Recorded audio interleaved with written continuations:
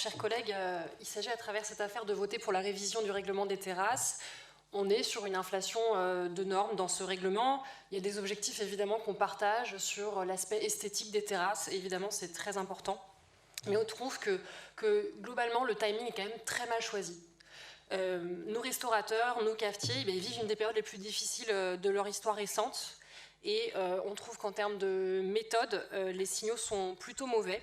Je vais exposer 3 points là-dessus. Le premier, c'est concrètement, certaines normes aujourd'hui qui sont mises en place avec ce règlement, ils vont demander à certains restaurateurs de tout simplement ouvrir leur chéquier et engranger des dépenses. Je prends un exemple concret, par exemple sur les plots dans lesquels on met, les pots dans lesquels on met les plantes et les fleurs, eh bien, il ne pourrait y avoir qu'une forme de pot par terrasse, et donc si certains ont 2 types aujourd'hui de pots, ils devront du coup les changer. Bon, ça me semble un petit peu en décalage. Et puis le point principal qui, moi, me pose problème, c'est que ce règlement il comporte une disposition qui est très simple, qui dit une terrasse, les places assises par terrasse pour un établissement ne peuvent être supérieures, le nombre de places, supérieur doit forcément être inférieur ou égal au nombre de places en intérieur. Donc, je ne sais pas si vous savez, mais il y a plein d'établissements à Montpellier qui ne rentrent pas du tout dans ces règles-là, et on les connaît. Et du coup, moi, ça me pose problème à plusieurs titres. C'est qu'évidemment, il y a des restaurateurs qui ont basé leur modèle économique sur le fait d'avoir beaucoup de place en terrasse. Qu'est-ce qu'on va y faire ? Il y a aussi le fait que ça ne va pas vraiment dans le sens de notre culture, de notre territoire. Moi, je préfère avoir des gens en terrasse que des gens à l'intérieur dans des salles climatisées. Et puis, ça va même à contre-courant de ce qui se fait aujourd'hui dans d'autres villes en France, où on est plutôt sur l'extension des terrasses sur l'espace public, notamment par rapport aux enjeux de Covid.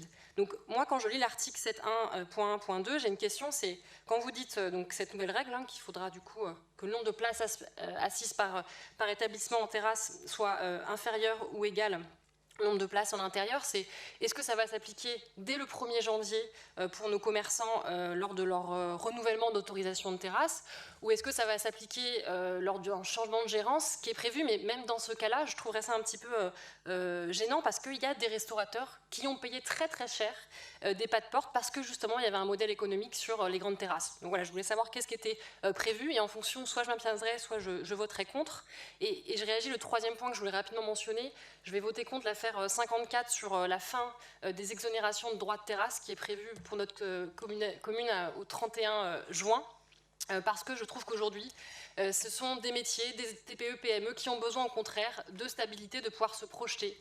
Et avec le pass sanitaire, je suis désolée, mais aujourd'hui personne ne peut s'exprimer sur la saison estivale qui s'annonce en août. Personne ne peut dire s'il y aura une 4e vague à la rentrée. On est face à des restaurateurs qui ont eu du mal à recruter, qui ont des salariés avec des stocks de congés. Donc aujourd'hui, leur prévisionnel sur l'année 2021, pour des entrepreneurs de petite taille, il est clairement incertain. Et je trouve que le rôle de notre collectivité, c'est d'être là, de poser des choses, qu'il y ait des choses qui soient sûres, certains, pour les accompagner en cette période de crise. Et je trouve que ce règlement, plus la fin des droits d'exonération, alors qu'à Paris, on a fait l'objet, ils ont choisi la stratégie d'étendre ces exonérations jusqu'en octobre, à Quimper, c'est même jusqu'au 31 décembre, je trouve que la copie, elle est tout simplement pas bonne. Merci pour vos réponses.